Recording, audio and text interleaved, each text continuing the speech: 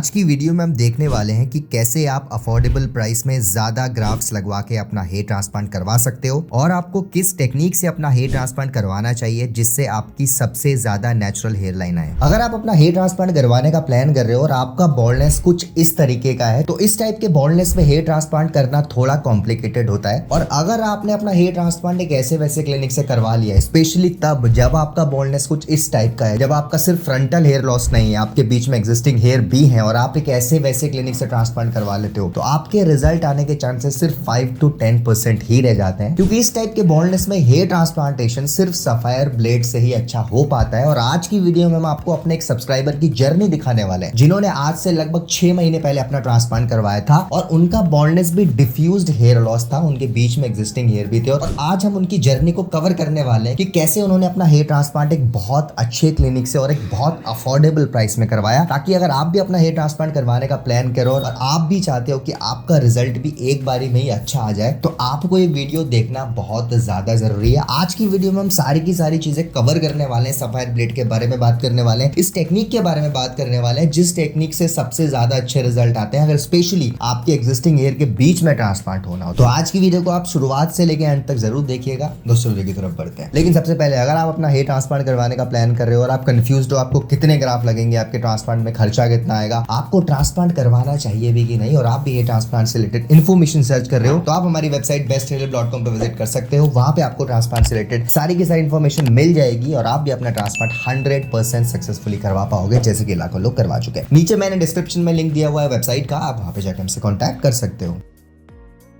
So guys, सबसे पहले हम शुरुआत करते हैं ट्रांसप्लांट से पहले की, जब इन्होंने हेयर ट्रांसप्लांट के लिए कांटेक्ट किया था। अगर हम इनके बॉल्डनेस की तरफ ध्यान दें तो आप देख सकते हैं इनकी फ्रंटल हेयर लाइन तो रिसीड हुई ही थी, साथ में अगर मैं क्राउन तक देखूं पीछे तक, इनका पूरा का पूरा बॉल्डनेस आ चुका था। अब देखो, ऐसे बॉल्डनेस में अगर बीच में एग्जिस्टिंग हेयर ना हो, आपको जो ये बीच में एग्जिस्टिंग हेयर दिख रहे हैं ना पूरे के पूरे, अगर ये एग्जिस्टिंग हेयर ना हो तो ट्रांसप्लांट करना ज्यादा ईजी होता है as compare to in cases में जब बीच में एग्जिस्टिंग हेयर होते हैं। अब एग्जिस्टिंग हेयर नहीं है, बीच में आपके बाल नहीं है, तो बेसिकली होता क्या है कि आपके डोनर से ग्राफ्ट को निकाला और जहां पे भी आपका बॉल्डनेस आया वहां पे लगा दिया। उस केसेस में रिजल्ट आने के चांसेस बहुत ज्यादा हाई होते हैं अगर आप किसी ऐसे क्लिनिक से भी करवा लो, राइट। बट अगर मैं बात करूं ऐसे केसेस की जहां पे आपके एग्जिस्टिंग हेयर ऑलरेडी है और वो भी बहुत ज्यादा है, इन केसेस में ट्रांसप्लांट करना थोड़ा डिफिकल्ट होता है, क्योंकि इन केसेस में क्लिनिक जो ग्राफ्ट लगाते हैं वो एग्जिस्टिंग हेयर के बीच में लगाते हैं, राइट। तो एग्जिस्टिंग हेयर के बीच में ग्राफ्ट लगाना थोड़ा डिफिकल्ट हो जाता है। अब जनरली जो अनएक्सपीरियंस्ड क्लिनिक होते हैं जो आपको कर देंगे ट्रांसप्लांट, भले उन्हें एक्सपीरियंस नहीं है, वो जब आपके ग्राफ्ट लगाते हैं एग्जिस्टिंग हेयर के बीच, तो आपके या तो ग्राफ्ट डैमेज हो जाते हैं ट्रांसप्लांटेड हेयर जो आपके लगाए, या फिर आपके एग्जिस्टिंग हेयर डैमेज हो जाते हैं। तो क्योंकि एग्जिस्टिंग हेयर के बीच में ट्रांसप्लांट करना थोड़ा डिफिकल्ट होता है, इसीलिए सफायर ब्लेड्स का हमेशा यूज किया जाता है आपके स्लिट्स बनाने के लिए, स्पेशली तब जब आपके एग्जिस्टिंग हेयर के बीच में ट्रांसप्लांट होना, क्योंकि सफायर ब्लेड से आपके जो स्लिट्स होते हैं बहुत एक्यूरेट तरीके से बन पाते हैं, जिससे आपके एग्जिस्टिंग हेयर डैमेज नहीं होते। सेकेंडली, आपके जो ट्रांसप्लांटेड हेयर है वो बहुत अच्छे तरीके से ग्रो होते हैं। अगर मैं इनकी बात करूं तो बेसिकली ये झारखंड से थे और चाहते थे झारखंड में एक अच्छे क्लिनिक में ट्रांसप्लांट हो जाए। इनका बॉल्डनेस बहुत ज्यादा था, लेकिन इनकी प्रायोरिटी एक नेचुरल हेयर लाइन थी। इनकी एक्सपेक्टेशन बहुत ज्यादा सिंपल थी। इनका कहना था कि सर, अगर मेरी डेंसिटी उतनी ज्यादा नहीं भी आए, मुझे लुक से कॉम्प्रोमाइज नहीं करना, मुझे जो मेरा ट्रांसप्लांट का रिजल्ट चाहिए वो बिल्कुल नेचुरल होना चाहिए, कोई देख के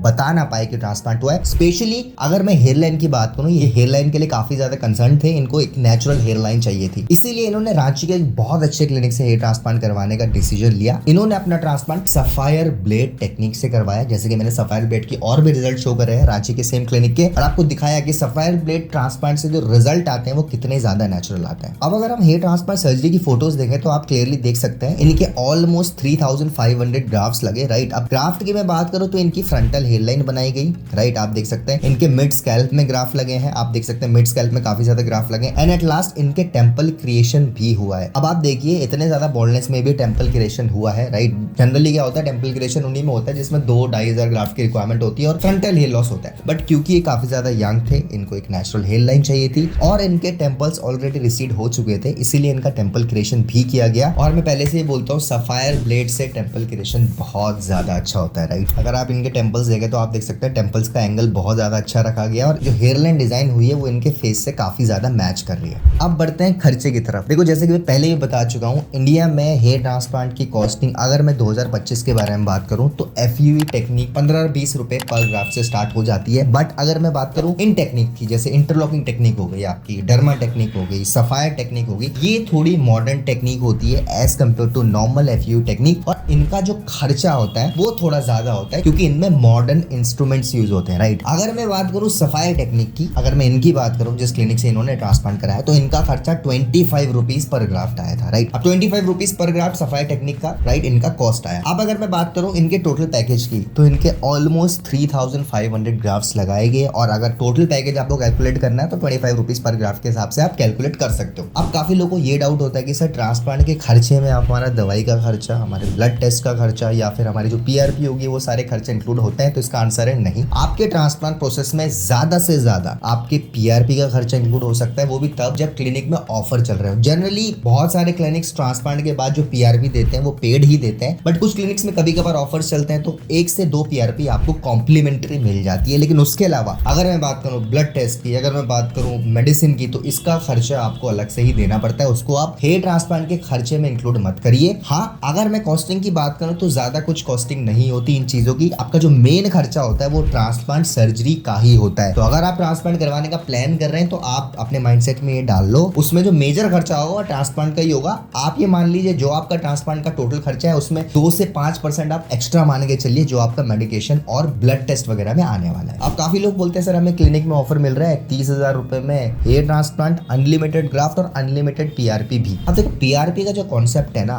मैं वैसे तो पहले कई बार क्लियर कर चुका हूँ कि PRP का आपके हेयर ट्रांसप्लांट के रिजल्ट से कोई भी लेना देना नहीं है। आप प्लीज ये मत सोचो कि मैं किसी भी क्लिनिक से ट्रांसप्लांट करवा लूं और मैं बार बार PRP लूं तो मेरा रिजल्ट अच्छा आएगा। हेयर ट्रांसप्लांट का रिजल्ट आपके क्लिनिक पे ही डिपेंड करता है, वो PRP पे डिपेंड नहीं करता। अगर आप एक अच्छे क्लिनिक से ट्रांसप्लांट करवाते हो और ऑनेस्टली आप एक भी PRP ना लो, जो काफी लोग करते भी हैं, जो लोग बाहर से ट्रेवल करके आते हैं ट्रांसप्लांट करवाने और नेक्स्ट डे वापस चले जाते हैं, वो ट्रांसप्लांट के बाद एक भी PRP नहीं लेते, तो भी आपका रिजल्ट अच्छा आएगा क्योंकि आपका ट्रांसप्लांट अच्छे से हुआ है। PRP आपके रिजल्ट को सिर्फ बूस्ट करता है, इसका आपके फाइनल आउटकम से कोई भी लेना देना नहीं है, दिमाग से निकाल लो। कई क्लिनिक्स क्या करते हैं, पेशेंट्स को गुमराह करने के चक्कर में ऐसे ऑफर दे देते हैं कि आप अनलिमिटेड PRP ले लेना, ट्रांसप्लांट के बाद 10 PRP ले लेना फ्री ऑफ कॉस्ट। देखो अगर आपका रिजल्ट नहीं आएगा तो आपका PRP लेने का भी मन नहीं करेगा, और ये वो क्लिनिक्स अच्छे से जानते हैं। जब आपका रिजल्ट नहीं आएगा ना और आप 1-2 बार विजिट करोगे क्लिनिक में, तो क्लिनिक आपको ये नहीं बोलेगा आप PRP लो, वो आपको बोलेंगे आप दूसरा सेशन करवा लो, आपका डोनर खराब था, आपकी बॉडी का रिस्पॉन्स अच्छा नहीं था, इसलिए आपका रिजल्ट नहीं आया, राइट। तो इन चीजों में आप बिल्कुल मत फंसिए कि मेरे को अनलिमिटेड PRP कहीं से मिल रही है तो मैं वहां पे ट्रांसप्लांट करवा लूं। हाँ, अगर अच्छा क्लिनिक है और आपको PRP मिल रही है कॉम्प्लीमेंट्री, आप लो, आप वहां से ट्रांसप्लांट करवाओ, लेकिन सिर्फ PRP को देख के या कॉम्प्लीमेंट्री चीजों को देख के आप ट्रांसप्लांट मत करवाओ। आपको क्लिनिक के बारे में जानना है, आपको क्लिनिक के रिजल्ट देखने हैं, पहले डॉक्टर से मिलना है। अगर आपको वो चीजें पसंद आ रही है फिर आप ट्रांसप्लांट करवाओ ना, आप सिर्फ PRP को देख के ट्रांसप्लांट मत करवाओ। अगर मैं इन्हीं की बात करूं तो इन्होंने ट्रांसप्लांट के बाद PRP नहीं ली थी, और अगर हम इनका रिजल्ट देखें सिर्फ हेयर ट्रांसप्लांट के 6 महीने बाद का, तो आप देख सकते हैं सिर्फ 6 महीने में बहुत ही अच्छा रिजल्ट आया है। अगर हम फ्रंटल हेयर लाइन की बात करें, चलो शुरुआत फ्रंटल हेयर लाइन से कर लेते हैं क्योंकि इनको फ्रंटल हेयर लाइन ही अच्छी चाहिए थी। तो आप देख सकते हैं फ्रंटल हेयर लाइन काफी ज्यादा नेचुरल लग रही है। अब मैंने आपको बताया था सफायर ब्लेड से सबसे बेस्ट पार्ट क्या है, सफायर ब्लेड से जो हेयर लाइन आती है बहुत ज्यादा नेचुरल आती है क्योंकि इससे स्लिट्स प्रॉपर एंगुलेशन और डायरेक्शन में बनते हैं, ठीक है। अब आप इनकी हेयर लाइन देखो एक बार, कितनी ज्यादा नेचुरल लग रही है, मतलब जैसे ये चाहते थे ना ट्रांसप्लांट के बाद की ऐसी हेयर लाइन होनी चाहिए कि कोई देख के बता ना पाए कि ट्रांसप्लांट हुआ है, एग्जैक्ट इनकी हेयर लाइन वैसी ही आई है। अगर आप टेम्पल्स की तरफ ध्यान दे तो आप देख सकते हैं टेम्पल्स भी काफी ज्यादा नेचुरल लग रहे हैं। अगर हम डेंसिटी की तरफ बढ़े, अगर हम डेंसिटी की तरफ देखें तो आप देख सकते हैं जो डेंसिटी इनकी पहले थी उससे 90% डेंसिटी इनकी और ज्यादा बढ़ चुकी है, और यही एक पहचान होती है नेचुरल हेयर ट्रांसप्लांट रिजल्ट की, कि कोई देख के आपको बता ना पाए ट्रांसप्लांट हुआ, राइट। अब कई लोग ट्रांसप्लांट करवा लेते हैं, बहुत अच्छी डेंसिटी भी आ जाती है, बट जो फ्रंटल हेयर लाइन होती है वो सीधी लाइन सी बनी होती है, तो कोई भी देख के बता देता है कि ट्रांसप्लांट हुआ है। आज 2025 में हेयर ट्रांसप्लांट इतना ज्यादा इनोवेट हो चुका है कि लिटरली ऐसे क्लिनिक्स हैं जो ऐसे रिजल्ट दे रहे हैं कि कोई देख के बता ना पाए ट्रांसप्लांट हुआ है। अगर मैं इन्हीं की बात करूं तो फेस टू फेस देख के ना कोई बता नहीं सकता है कि ट्रांसप्लांट हुआ है। 3500 ग्राफ निकालने के बावजूद भी अगर मैं इनके डोनर के बारे में बात करूं तो आप देख सकते हैं डोनर पूरा का पूरा कवर हो चुका है, एंड मुझे पर्सनली इनकी हेयर लाइन काफी ज्यादा पसंद आ रही है, इनका लुक काफी ज्यादा पसंद आ रहा है, क्योंकि एक तो इन्होंने एग्रेसिव हेयर लाइन नहीं बनाई, सेकंडली आप इनके लुक को देखिए, आप इनके लुक को देख के बता नहीं सकते कि इन्होंने ट्रांसप्लांट करवाया, और ये एक अच्छी पहचान होती है अच्छे हेयर ट्रांसप्लांट रिजल्ट की। और हम इसीलिए बोलते हैं कि आप लाइफ में एक बार ट्रांसप्लांट करवाओ और अच्छे से ट्रांसप्लांट करवाओ। अपने ट्रांसप्लांट के लिए ना थोड़ी रिसर्च कर लो, किसी भी ऑफर में पढ़ के ट्रांसप्लांटेशन जल्दीबाजी में मत करवाओ, थोड़ा बहुत रिसर्च सर्च कर लो। और अगर आपको फिर भी डाउट है तो आप भी फ्री गाइडेंस लेके अपना ट्रांसप्लांट 100% सक्सेसफुली करवा सकते हैं, जैसे इन्होंने करवाया और लाखों लोगों ने करवाया। तो गाइस ये थी आज की वीडियो। उम्मीद करता हूँ आपको आज की वीडियो पसंद आई होगी। अगर आपको आज की वीडियो पसंद आई तो हमारी वीडियो को लाइक करिए, फ्रेंड्स के साथ ज्यादा से ज्यादा शेयर करिए। एंड अगर आप फर्स्ट टाइम चैनल में आ रहे हैं, चैनल को सब्सक्राइब कर दीजिए। आने वाले टाइम में बहुत सारी ऐसी वीडियोस लाने वाले हैं जिनकी नोटिफिकेशन डायरेक्टली आपके फोन में पहुंच जाएगी। Thank you so much for watching guys.